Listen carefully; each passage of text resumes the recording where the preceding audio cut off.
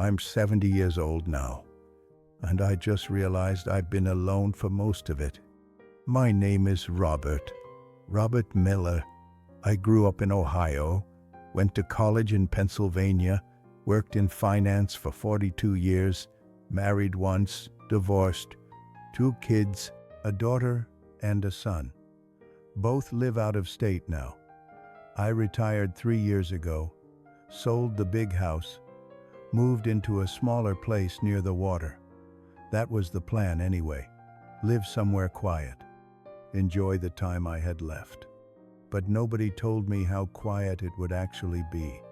I wake up most mornings around 6.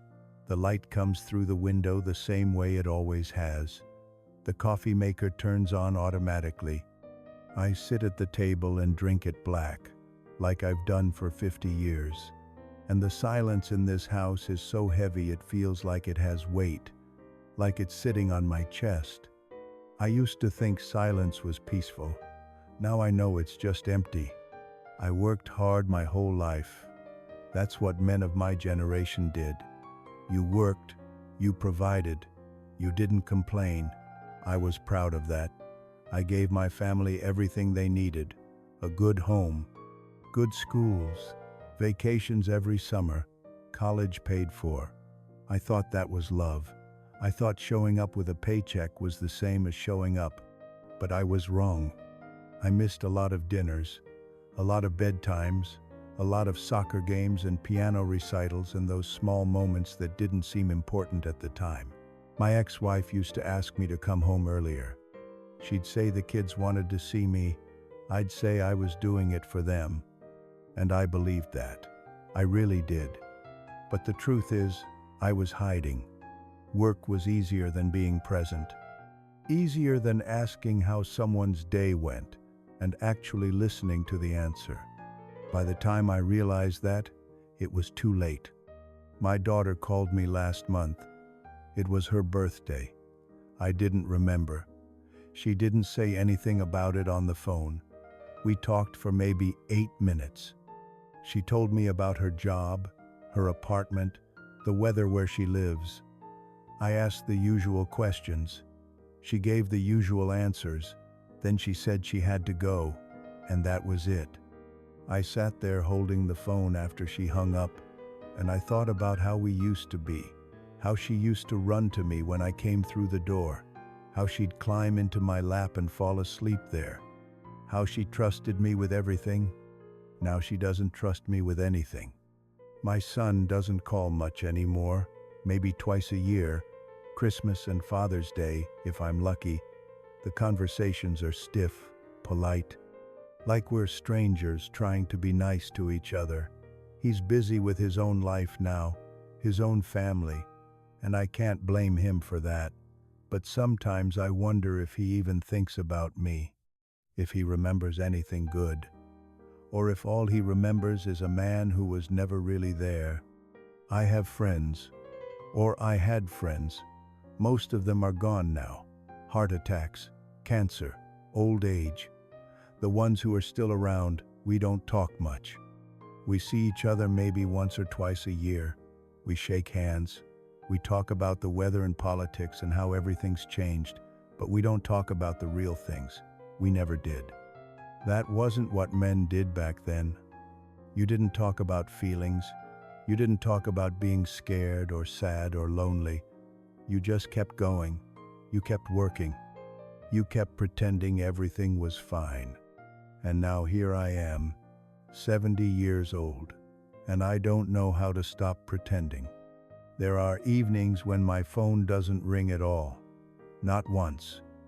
I check it sometimes just to make sure it's still working. It is.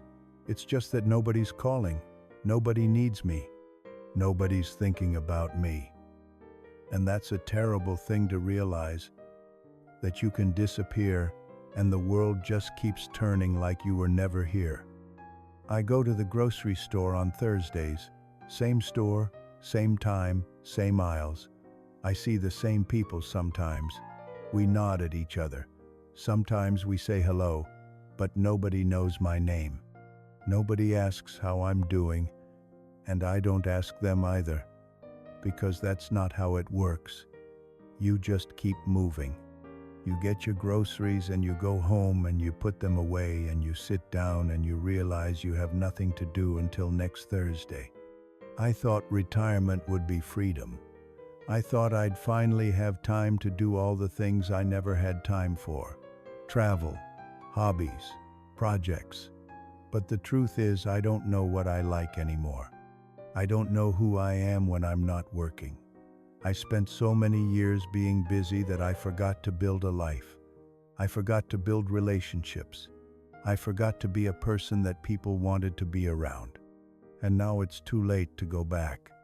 I think about the mistakes I made, not the big ones, the small ones, the daily ones. The times I chose work over family, the times I was physically there but mentally somewhere else. The times my wife tried to talk to me and I just nodded without really hearing her. The times my kids wanted to show me something and I said, later, and later never came. Those moments add up, and eventually they become your whole life. I wish I had known that then. I wish someone had sat me down when I was 30 and said, Robert, none of this matters as much as you think it does. The promotions, the raises, the corner office. None of it will mean anything when you're 70 and sitting alone in a quiet house with nobody to call. But nobody said that. Or maybe they did and I didn't listen.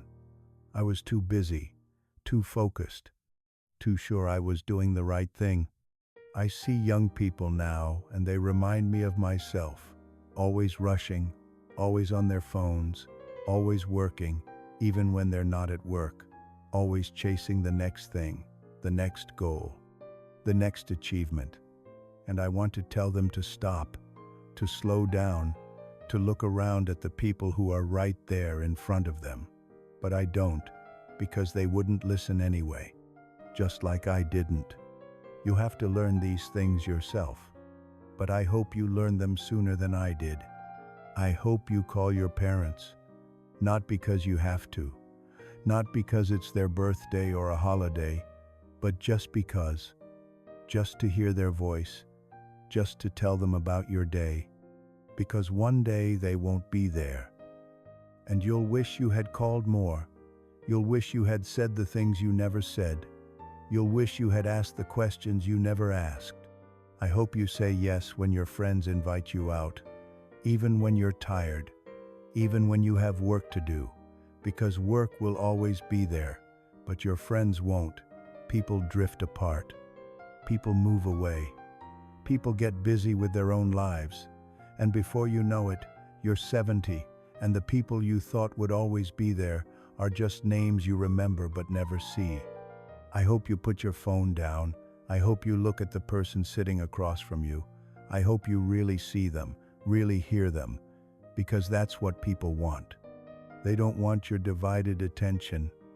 They don't want the version of you that's half present. They want all of you. And you only get so many chances to give them that before they stop asking. I hope you don't wait until you retire to start living. I hope you don't spend 40 years climbing a ladder only to realize it was leaning against the wrong wall. I hope you figure out what actually matters while there's still time to do something about it. Because time is the only thing you can't get back. I know that now. I know it in my bones. I know it every morning when I wake up to silence. Every evening when the phone doesn't ring. Every holiday I spend alone. Every moment I sit here and think about what I could have done differently. But I also know this.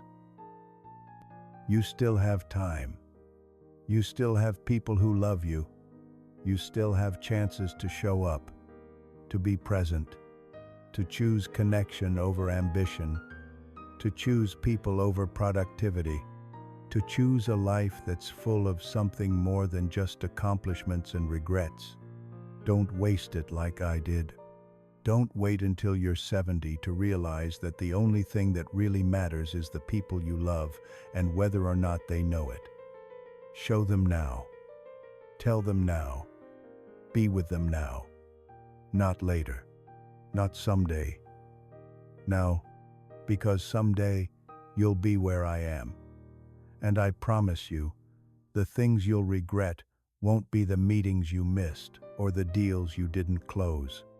You'll regret the moments you weren't there, the people you took for granted, the love you didn't give when you had the chance. I'm 70 years old, and I just realized I've been alone for most of it. Don't let that be your story, too.